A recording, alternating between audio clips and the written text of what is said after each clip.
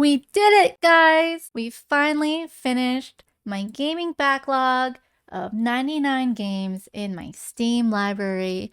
That means no more games are uncategorized. And I even got to play a few games that were in my backlog on EA.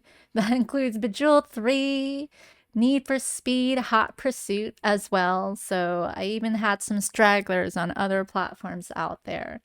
But we're going to concentrate on the Steam games. I'm going to go through a lot of hidden surprises that I'm kicking myself for not picking up earlier, even though I owned the game for years.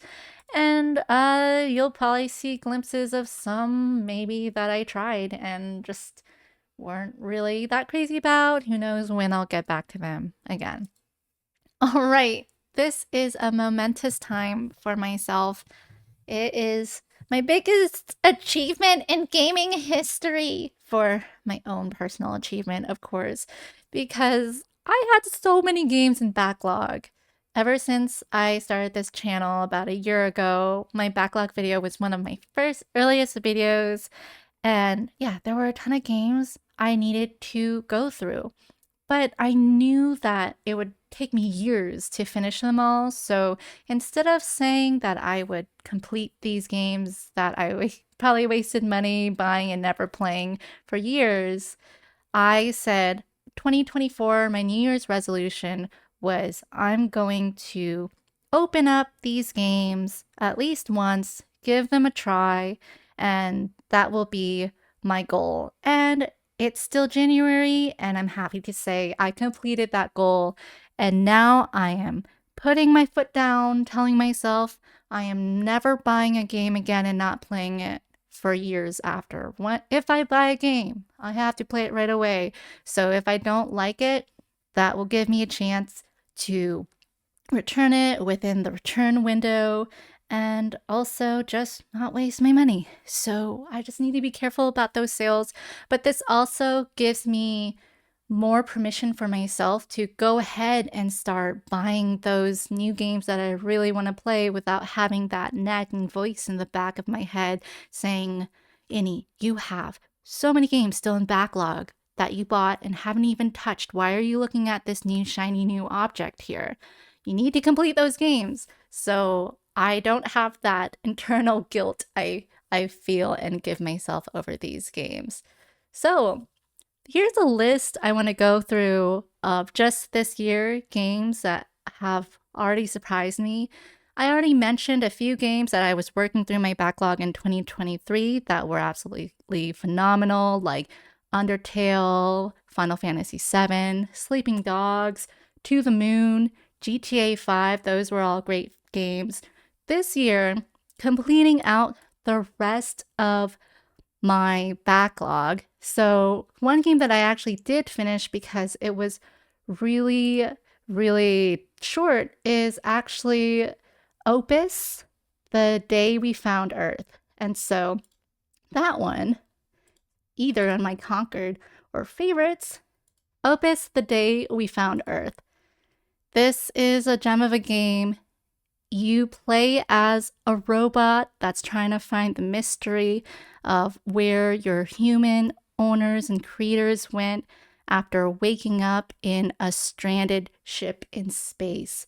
And you go around trying to fulfill the duties of the humans' missions to find Earth because it has been lost for so many years.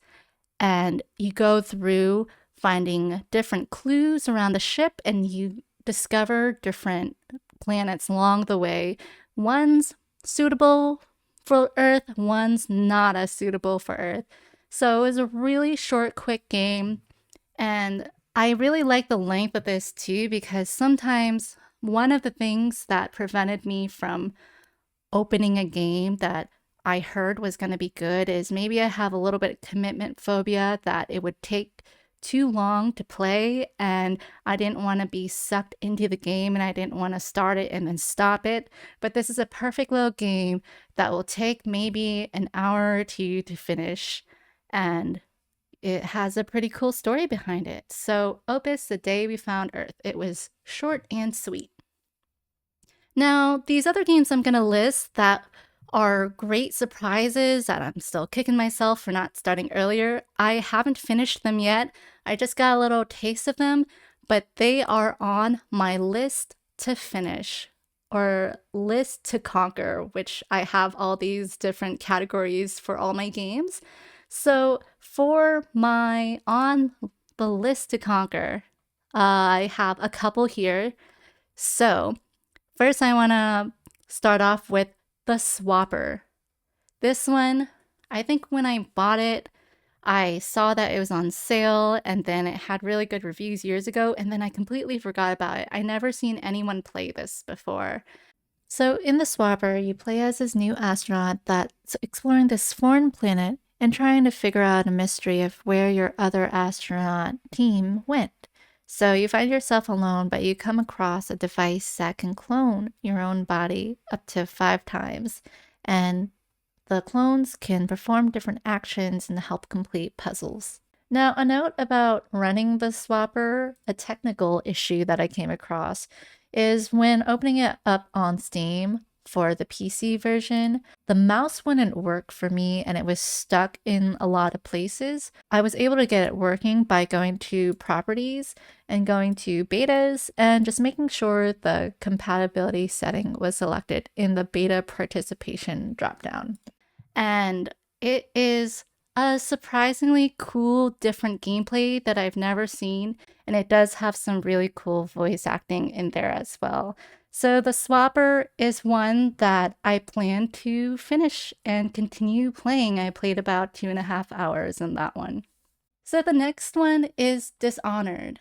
So I heard about Dishonored and Dishonored 2 for a while, and I think there was a deal to get both of them. So I did years ago and never touched them. So in Dishonored, you are a highly skilled bodyguard for an empress that has been recently murdered, but you got framed for her murder and her daughter got kidnapped. So you have to find out who actually done it, clear your name, and also hide your identity as you try to find out these answers in a mask, or else because people are trying to kill you everywhere. And so there's a lot of mechanisms that go in this game, such as sneaking around, different weapons as well. The gameplay is a little bit more straightforward and not as flexible, I find. And the difficulty so far is okay. I actually might be able to raise up the difficulty myself on this, but we'll see if I regret that later. It is pretty fun to play. I do see that because it's straightforward, some people might like it, some people might not. But I'll see if I could finish this sometime. And then go on to Dishonored 2 because I heard that was even better. So, next on the list is Devil May Cry 3. So, Devil May Cry 3 was on my backlog for a while. I never opened it. I got it on sale as well. And I have been following the Devil May Cry series for years. I would say I'm a fan of it. I really like the stories and I've watched others play it, but I've never just picked it up myself to play. So in the Devil May Cry series, you play as Dante and he is a spawn of Sparta. And so they're kind of devil children or otherworldly, and the game centers around him and his brother Virgil, and Virgil's usually the antagonist in the game. And Dante runs a shop that's called Devil May Cry, where he gets calls for others to get his help on taking down demons or clearing out different monsters. So he makes money that way and takes on different monster and demon contracts. But there's always this underlying story of him and his brother competing or fighting against each other. And there's a lot of craziness that goes on, but there's so much heart to the story as well. Playing it, I knew I was gonna love like the characters and everything, and I still do, and it was fun to see the cutscenes. And I want to try to continue to play it. However, it's very hard. I think it's known to be very hard as well. The combat, it's something to get used to. It is a little bit clunky because Devil May Cry is an older game. The Devil May Cry 3 came out in 2006. And so yeah, it shows that it's a little bit clunky. And yeah, the gameplay is pretty hard, so I don't know when or if I'll ever finish this, but I do want to, and I do enjoy it. The other one that was on my backlog is Metal Gear Rising Revengeance. So, Metal Gear Rising Revengeance, I had the toughest time trying to remember what this game was actually about after playing it for about an hour. But I think you're a highly augmented soldier and you are tasked with saving the president. And so you have to take down all these other highly augmented bad guys and machines and monsters along the way. And it's absolutely crazy. This is such a fun game. It kind of has the same kind of bombastic style as Devil May Cry. And I realize that this game is very different from the other Metal Gears. This is not Metal Gear Solid. And this is the first Metal Gear kind of game that I've ever played. And so Metal Gear Solid, I hear with the character Snake. I've never played that one. I heard it's very different where it's more stealthy. Where this one, Metal Gear Rising, is just slashing and just combat nonstop all the way. It is just such a fun game. And so yeah, that's one that I want to continue trying to play.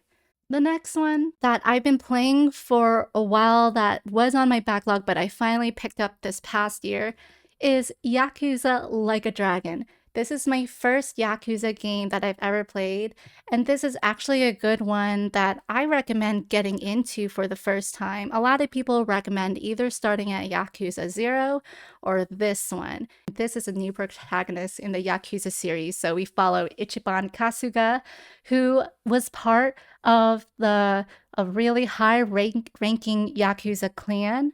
And the story goes that he has to find his way around after he got shunned by his Yakuza clan, and he's looking for answers, trying to find that. And there's so many different side stories. I recommend going through all the side stories. It's so fun and they're so ridiculous in all the actions. The only thing really negative about this game is like the stories do drag on and the dialogue drags on forever. So I have to say this is a game where I fast forwarded the dialogue the most. And so it's been taking me a while to really get into, but this game, it's very, very fun. So this is still on my list to conquer. And I've been playing it through Boostroid Gaming because my computer can't handle the graphics. So with Boostroid Cloud Gaming, I'm able to play this just flawlessly. Okay, moving on to the next game from my backlog that I've been enjoying playing is Murdered Soul Suspect. So this one, I think I was regretting buying for a bit because I don't like horror games at all, but this one so far is not too scary. So the way this game goes is that you're a detective that gets murdered and you have to figure out your own murder before you leave to the afterlife. And you have to solve these mysteries and also along the way help others solve their mysteries, whether it's other spirits or other people. So you are a detective in the afterlife as well. And yes, there are some creepy, scary things. The setting is set in Salem, Massachusetts, with all the witchcraft and everything. However, with the demons, once you are really bad like me, where you can't kill them right away, you find yourself playing monkey in the middle with the demons a lot with how the gameplay works. So it kind of kind of loses that scariness for a bit. And of course, creepy ghost girls and stuff are always a little scary to me, but it's got a really interesting story. And a lot of the dialogue, voice acting is amazing. And the way they make the stories, I really like how everything ties in together. Like a story you see at the beginning cutscenes, you'll see how it ties in later to the dialogue and the characters you meet. And some questions you have, like, why did that character act that certain way? You'll see them later in the game be like, oh, that explains it. So they tie up their own loose ends that you might have in your head. It kind of goes in a lot of different directions, but it comes together so beautifully. And I've only been playing this for a little bit, but I'm really impressed with the way they have been doing the storyline. So I intend to finish this game, Murdered Soul Suspect. The next game in the backlog, this is kind of a newer backlog though, is Deus Ex. So I played the Game of the Year edition that came out all the way in the year 2000, 24 years ago. So this is a gem of a game, and I've only played through the training in a little bit, but I could see why people still love the original.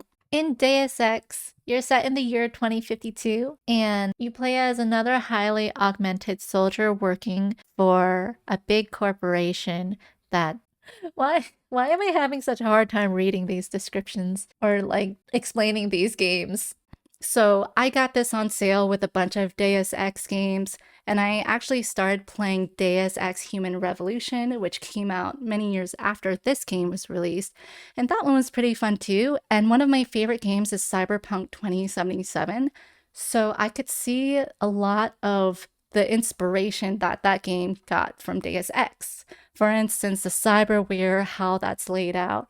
And so seeing that in such an old game like Deus Ex from the year 2000, it's actually pretty incredible. And if I compare it to games like Half-Life, which came out just 2 years before, Deus Ex adds like a whole new level of different abilities, item management, and you have your stealth and also weaponry. And so they have a lot of different types of gameplay that they really were able to expand in this game. And so I'm excited to play more. Funny note, when I first opened the game on my Steam PC version, it looks like you need a specific mod to make it run correctly, because immediately I was thrown into kind of double time mode with 2 times FPS and things were moving really fast. This is so zippy. And like my little tippy tapping of my feet. What is that noise? That's so cute. And I think it's really good maybe as a speedrun strat. And it was super hilarious playing it that way, just going super speed everywhere. But I think if I were to pick this up again and try to actually finish it, I'm probably gonna have to download that specific mod to make the game run at, I think it's 30 FPS instead of 60 FPS, and make it run more smoothly and not like double speed, so you're just Sonic the Hedgehog everywhere. Another short game that's on the list is Papo Yo. So this game has been on my backlog for quite some years. It came out in 2013, and I tried playing it for a few minutes before, and I thought it wasn't for me. I gave it another chance and put a couple more minutes in, and it's definitely now a game I want to finish. And it shouldn't be a problem since it's a pretty short game. It's definitely story driven. You play as a small boy that goes into this fantasy, wondrous land, and he's first chasing around another kid that he sees and realizes that the environment around him is not quite what it seems, and he's able to manipulate the environment with different puzzles. And it's just kind of a fantastical world. And so we'll follow along his story. I still haven't played much of it, but I definitely want to finish it. And I'm so glad I gave it another try. So those were the games that I really enjoyed from my backlog. However, there were games that I did try. There were actually a whole list of them, a bunch of games that I tried from my backlog and I just didn't really get into. And some of them I tried multiple times to try to finish them, and just they weren't for me. And it's sad to see and sad to say that more games that I tried on my backlog from this past year and this past few months, I actually didn't really like versus the games that I did like. And so that kind of goes to show that, yeah, I definitely did waste my money a little bit. And another note I have to mention is that I did not include any expansions or sequels in my backlog. Yes, there's a bunch of them that I own that I haven't touched or opened yet. That's because a lot of these came with the bundle when I bought the game. and I really don't feel like opening them up and spoiling storylines before I finish the first parts of these games. So those will be for later, and we'll try them another time. In the end, I'm really happy with my progress. I think this was a good exercise that I did for myself. 99 Steam games, and a backlog ain't one of them.